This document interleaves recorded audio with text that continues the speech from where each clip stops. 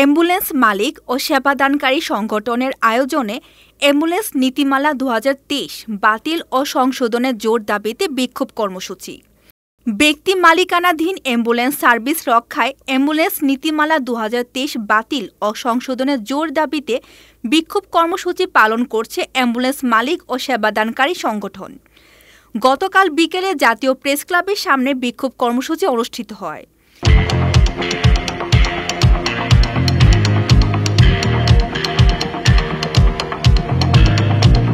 এই সময় সংগঠনের নেতৃবৃন্দ বলেন, আমরা দেশের হাজার হাজার ব্যক্তি মালিকানাধীন অ্যাম্বুলেন্স মালিক ও চালক গভীর উদ্বেগের সঙ্গে লক্ষ্য করছি যে সম্প্রতি প্রণীত অ্যাম্বুলেন্স সার্ভিস নীতিমালা ২০২৩ আমাদের জীবন জীবিকা, পেশাগত বাস্তবতা এবং দেশের সার্বিক স্বাস্থ্যসেবার প্রেক্ষাপট উপেক্ষা করে তৈরি করা হয়েছে।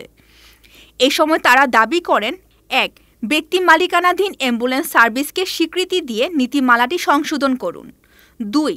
রূপান্তরিত অ্যাম্বুলেন্সগুলোর মানোন্নয়নের সময় ও আর্থিক সহায়তা দিন। ৩. কোম্পানি ভিত্তিক পরিচালনার বাধ্যবাধকতা প্রত্যাহার করে সহজ ও বাস্তবসম্মত বিকল্প দিন। ৪. এই নীতিমালার বাস্তবায়ন স্থগিত করে পুনর্মূল্যায়নের উদ্যোগ নিন। ৫. জাতীয় জরুরি সেবা হিসেবে অ্যাম্বুলেন্স থেকে অগ্রিম আয়কর এআইটি বাতিল করুন। ৬. রিট পিটিশন ৪৭২৩/২০২৩ অনুযায়ী অ্যাম্বুলেন্সের ভাড়ায় চালিত নয় শর্ত বাতিল করুন।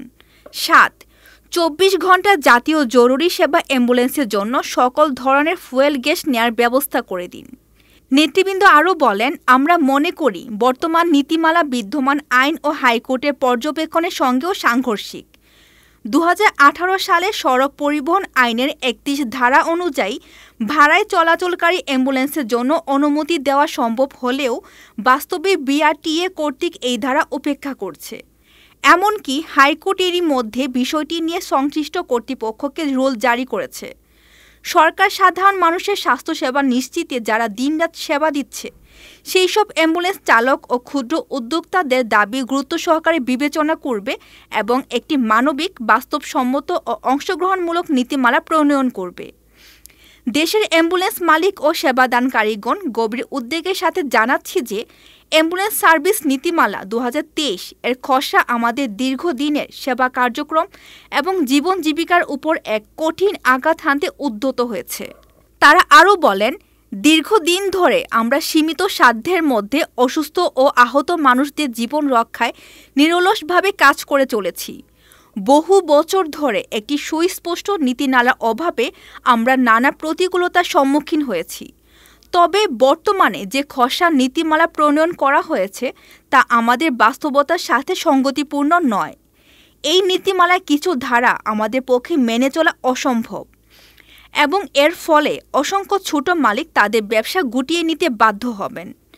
পরিণামে সাধারণ মানুষ জরুরি স্বাস্থ্যসেবা থেকে বঞ্চিত হবে। একটি আধুনিক ও মানসম্মত অ্যাম্বুলেন্স সার্ভিস গড়ে তোলা অপরিহার্য।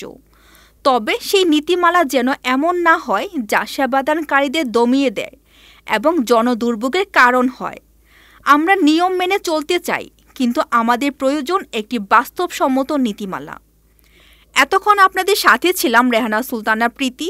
পরবর্তী নিউজ আপডেট পেতে চোখ রাখুন news24bd.net এর ফেসবুক পেজ এবং ইউটিউব চ্যানেলে। ধন্যবাদ।